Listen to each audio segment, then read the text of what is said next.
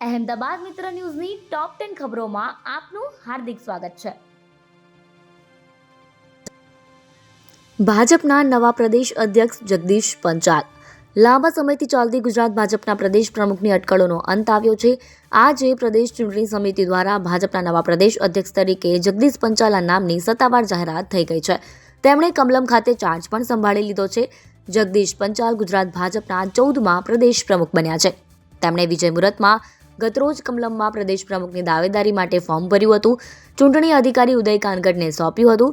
પ્રદેશ પ્રમુખ માટે જગદીશ પંચાલ સિવાય એક પણ ફોર્મ ભરાયું ન હોવાથી તેઓ બિનહરીફ થયા છે.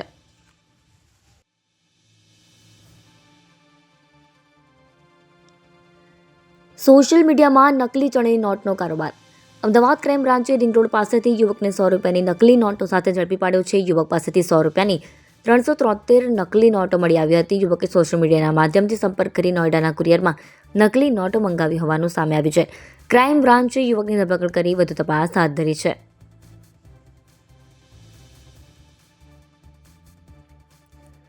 શક્તિ વાવાઝોડું 6 ઓક્ટોબરે યુટર્ન લઈ ગુજરાત તરફ વળશે. અરબ સાગરમાં સર્જાયેલું શક્તિ વાવાઝોડું વધુ મજબૂત બન્યું છે. હવામાનની આગાહી મુજબ 5 ઓક્ટોબર સુધીમાં તે ચક્રવાતી તોફાનમાં બદલાશે. આ વાવાઝોડું 6 ઓક્ટોબરે યુટર્ન લઈ ગુજરાત તરફ વળશે એવી સંભાવના દર્શાવવામાં આવી રહી છે. જોકે તેની અસર રાજ્ય પર નહીવત રહેશે. હાલ જૂનાગઢ જિલ્લાના માંગરોળ બંદર પર 3 નંબરનું સિગ્નલ લગાવી દેવામાં આવ્યું છે, જે હળવું સંકટ અને ખરાબ હવામાનની ચેતવણી આપે છે. માછીમારોને આગામી 5 દિવસ દરિયામાં ન જવાની કડક અપીલ કરવામાં આવી છે અને તંત્ર એલર્ટ મોડ પર છે.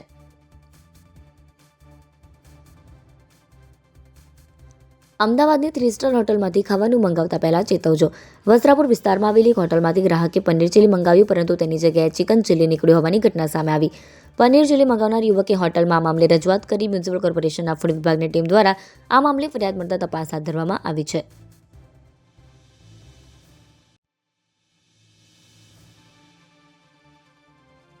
સ્ટેટ જીએસટી વિભાગના જામનગરમાં 20 પેઢીઓને ત્યાં સાગ મટે દરોડા. સ્ટેટ જીએસટી વિભાગ દ્વારા જામનગરમાં જુદી જુદી 20 જેટલી પેઢીઓના ધંધા અને નિવાસ સ્થાન મળીને 22થી વધુ સ્થળોએ દરોડાની કાર્યવાહી હાથ ધરાઈ છે. સવારથી હાથ ધરાયેલા દરોડાના પગલે વેપારી આલમમાં ભારે ચકચાર મચી ગઈ છે. આ દરોડામાં 80 કરોડથી વધુની કરચોરી પકડાઈ હોવાનું પ્રાથમિક તપાસમાં જાણવા મળી રહ્યું છે. એટલું જ નહીં, આ દરોડામાં એક ચાર્ટર્ડ એકાઉન્ટન્ટની પણ સક્રિય ભૂમિકા હોવાનું સામે આવ્યું છે.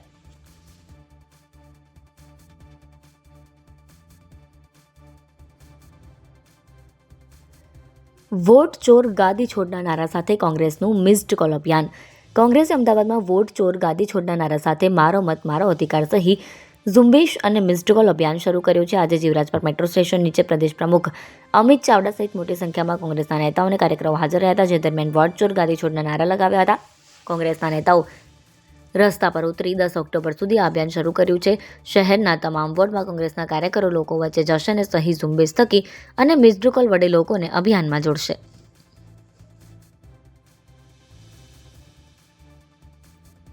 ગાંધીનગર અને અમદાવાદ વચ્ચે રેલ વ્યવહાર ઝડપી બનશે. પશ્ચિમ રેલવેના અમદાવાદ ડિવિઝનના ચાંદલોડિયા ખોડિયાર વચ્ચે રેલ ટ્રેકના ડબલિંગ માટે ફાઇનલ લોકેશન સર્વે FLSને મંજૂરી આપી છે. તાજેતરમાં જ રેલવે બોર્ડના સભ્ય ઇન્ફ્રાસ્ટ્રક્ચર નવીન ગુલાટીની અમદાવાદ ડિવિઝનની મુલાકાત દરમિયાન આ રેલવે લાઇન પર ડબલિંગની માંગ કરવામાં આવી હતી, જેને ધ્યાનમાં રાખીને રેલવે મંત્રાલયે ફાઇનલ લોકેશન સર્વે માટે લીલી ઝંડી આપી છે.